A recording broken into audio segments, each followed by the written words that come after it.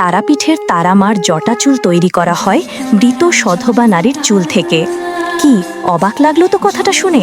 আমারও ঠিক একই রকম লেগেছিল তারাপীঠে গিয়ে কথাটা শুনে। তারাপীঠের মহাশ্মশানে যেসব সধবা নারী বা সাধিকার মৃত আসে, তাদের চুল কেটে নিয়ে সেটাকে শুদ্ধ করে তাতে চিতার ছাই ও জবাকুসুম তেল দিয়ে প্রস্তুত করা হয় মায়ের জটা জুট কেশ। এত অলৌকিক কার্যকলাপে ঘিরায় মন্দিরের কিছু জিনিস বড্ড দৃষ্টিকটু লাগে। তার মধ্যে প্রধান যে বিষয়টা হলো, সেটা হলো দেবীকে জড়িয়ে ধরা। মনস্কামনা জানাতে দেবীকে জড়িয়ে ধরেন অনেকেই, মনের ইচ্ছাও যেন থাকে এটা। কিন্তু মাকে দূর থেকে মন থেকে ডাকলেও কিন্তু মা কথা শোনেন।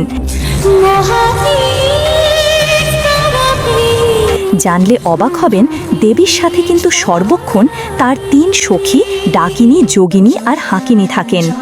জানা যায় তারাও নাকি এই কাজটা একদম পছন্দ করেন না, কারণ এই পঞ্চমুণ্ডের আসনে যিনি অধিষ্ঠাত্রী তিনি পরম ব্রহ্মময়ী, আর আমরা নেহাতি তুচ্ছ মানব। মনে নানা লোভ, লালসা, ভালো মন্দ কত কিছুতে লিপ্ত। তাকে এভাবে ধরা ছোঁয়া আমাদের কি সাধ্য? দুর্ভাগ্যবশত মায়ের এই 3 সখী যদি ক্রোধিত হন, তাহলে কিন্তু আপনার বিপদ আসন্ন। তাই মাকে দর্শন করুন এবং দূর থেকে পুজো দিয়ে মাকে মনস্কামনা জানান। আর যাই হোক, তিনি আমাদের জগতের মা, তো দেখবেন মা ঠিকই শুনবে। কি ভুল বললাম?